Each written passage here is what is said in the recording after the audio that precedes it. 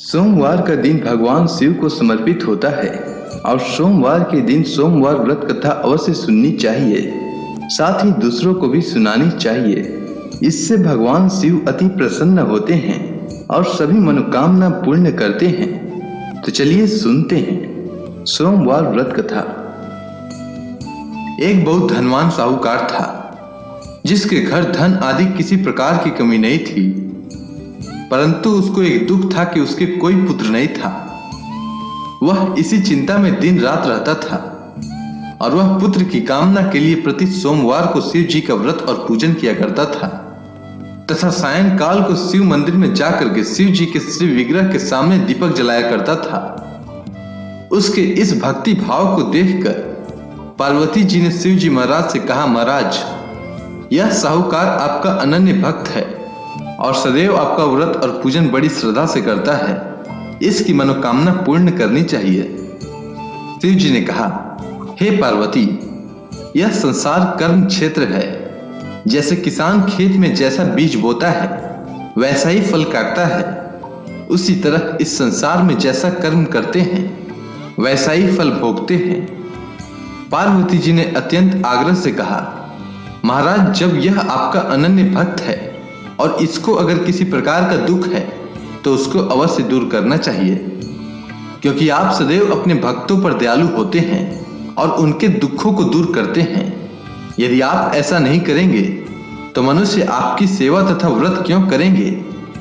पार्वती जी का ऐसा आग्रह देख शिव जी महाराज कहने लगे, हे पार्वती, इसके कोई पुत्र नहीं है। इसी चिंता में यह अति दुखी रहता है। इसके भाग्य में पुत्र न होने पर भी मैं इसको पुत्र की प्राप्ति का वर देता हूं, परंतु यह पुत्र केवल 12 वर्ष तक जीवित रहेगा। इसके पश्चात वह मृत्यु को प्राप्त हो जाएगा। इससे अधिक मैं और कुछ इसके लिए नहीं कर सकता। यह सब बातें साहूकार सुन रहा था। इससे उसको न तो कुछ प्रसन्नता हुई और न ही कुछ दुख हुआ। वह पहले जैसा ही शिव जी महाराज का व्रत और पूजन करता रहा। कुछ काल व्यतीत हो जाने पर साहूकार की स्त्री गर्भवती हुई और 10वें महीने उसके गर्भ से अति सुंदर पुत्र की प्राप्ति हुई। साहूकार के घर में बहुत खुशियां मनाई गई, परंतु साहूकार ने उसकी केवल 12 वर्ष की आयु जान कोई अधिक प्रसन्नता प्रकट नहीं की और न ही किसी को इसके बारे में बताया। जब वह बालक 11 वर्ष का हो गया तो उस बालक की माता ने उसके पिता से विवाह आदि के लिए कहा, तो वह साहूकार कहने लगा कि मैं अभी इसका विवाह नहीं करूंगा, अपने पुत्र को काशी जी पढ़ने के लिए भेजूंगा। फिर साहूकार ने अपने साले अर्थात बालक के मामा को बुलाकर उसको बहुत सा धन देकर कहा कि तुम बालक को काशी जी पढ़ने के लिए ले जाओ और रास्ते में जिस स्थान पर भी जाओ यज्ञ करते हुए ब्राह्मणों को भोजन कराते जाओ। वह दोनों मामा भांजे यज्ञ करते और ब्राह्मणों को भोजन कराते जा रहे थे। रास्ते में उनको एक शहर पड़ा। उस शहर में राजा की कन्या का विवाह था और दूसरे राजा का लड़का जो विवाह कराने के लिए बारात लेकर आया था वह एक आंख से काना था। उसके पिता को इस बात की बड़ी चिंता थी कि कहीं वर को देख कन्या के माता पिता विवाह में किसी प्रकार की अड़चन पैदा न कर दें। इस कारण जब उन्होंने अति सुंदर सेठ के लड़के को देखा तो मन में विचार किया कि क्यों न दरवाजे के समय इस लड़के से वर का काम चलाया जाए। ऐसा विचार कर वर के पिता ने उस लड़के और मामा से बात की तो वे दोनों राजी हो गए। फिर उस लड़के को वर के कपड़े पहनाकर तथा घोड़ी पर चढ़ाकर दरवाजे पर ले गए और सब कार्य प्रसन्नता से पूर्ण हो गया। फिर वर के माता पिता ने सोचा कि यदि विवाह कार्य भी इसी लड़के से करा लिया जाए तो क्या बुराई है। ऐसा विचार कर लड़के और उसके मामा से कहा, यदि आप फेरों का और कन्या दान के काम को भी करा दें तो आपकी बड़ी कृपा होगी और मैं इसके बदले में आपको बहुत सा धन दूंगा।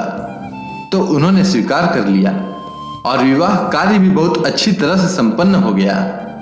परंतु जिस समय लड़का जाने लगा तो उसने राजकुमारी की चुंदड़ी के पल्ले पर लिख दिया कि तेरा विवाह तो मेरे साथ हुआ है, परंतु जिस राजकुमार के साथ भेजेंगे वह एक आंख से काना है और मैं काशी जी पढ़ने जा रहा हूँ। लड़के के जाने के पश्चात उस राजकुमारी ने जब अपनी चुंदड़ी पर ऐसा लिखा हुआ पाया तो उसने राजकुमार के साथ जाने से मना कर दिया और कहा कि यह मेरा पति नहीं है। मेरा विवाह इसके साथ नहीं हुआ है, वह तो काशी जी पढ़ने गया है। राजकुमारी के माता पिता ने अपनी कन्या को विदा नहीं किया और बारात वापस चली गई। उधर सेठ का लड़का और उसका मामा काशी जी में पहुंच गए। वहां जाकर उन्होंने यज्ञ करना और लड़के ने पढ़ना शुरू कर दिया। जब लड़के की आयु 12 साल की हो गई, उस दिन उन्होंने यज्ञ रचा रखा था कि लड़के ने अपने मामा से कहा, मामा जी आज मेरी तबीयत कुछ ठीक नहीं है। मामा ने कहा कि अंदर जाकर सो जाओ। लड़का अंदर जाकर सो गया और थोड़ी देर में उसके प्राण निकल गए। जब उसके मामा ने आकर देखा कि वो मुर्दा पड़ा है तो उनको बड़ा दुख हुआ और उन्होंने सोचा कि अगर मैं अभी रोना पीटना मचा दूंगा तो यज्ञ का कार्य अधूरा रह जाएगा।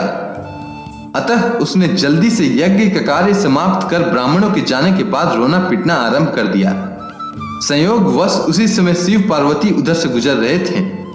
जब उन्होंने जोर जोर से रोने की आवाज सुनी तो पार्वती जी ने कहा, महाराज कोई दुखिया रो रहा है, इसके कष्ट को दूर कीजिए। जब शिव पार्वती ने पास जाकर देखा तो वहां एक लड़का मुर्दा पड़ा था। पार्वती जी कहने लगी, महाराज यह तो उसी सेठ का लड़का है जो आपके वरदान से हुआ था। शिव जी कहने लगे, हे पार्वती, इसकी आयु इतनी ही थी सो यह भोग चुका। तब पार्वती जी ने कहा, हे महाराज, इस लड़के को और आयु दीजिए, नहीं तो इसके माता पिता तड़प तड़प कर मर जाएंगे। पार्वती जी के बार बार आग्रह करने पर शिव जी ने उसको जीवन वरदान दिया और शिव जी महाराज की कृपा से लड़का जीवित हो गया। शिव पार्वती कैलाश पर्वत पर चले गए। तब वह लड़का और मामा उसी प्रकार यज्ञ करते तथा ब्राह्मणों को भोजन कराते हुए अपने घर की ओर चल पड़े। रास्ते में उसी शहर में आए जहां उसका विवाह हुआ था। वहां पर आकर उन्होंने यज्ञ आरंभ किया तो उस लड़के के ससुर ने उसको पहचान लिया और अपने महल में ले जाकर उसकी बड़ी खातिर की। साथ ही बहुत दास दासियों सहित आदर पूर्वक लड़की और जमाई को विदा किया। जब वह अपने शहर के निकट आए तो मामा ने कहा कि मैं पहले तुम्हारे घर जाकर खबर कर लेता हूं। जब उस लड़के का मामा घर पहुंचा तो लड़के के माता पिता घर की छत पर बैठे थे और यह प्रण कर रखा था कि यदि हमारा पुत्र सकुशल लौट आया तो हम राजी खुशी नीचे आ जाएंगे, नहीं तो छत से गिरकर अपने प्राण त्याग देंगे। इतने में उस लड़के के मामा ने आकर यह समाचार दिया कि आपका पुत्र आ गया है, तो उनको विश्वास नहीं आया। तब उसके मामा ने भरोसा दिलाते हुए कहा कि आपका पुत्र अपनी स्त्री के साथ बहुत सारा धन साथ लेकर आया है।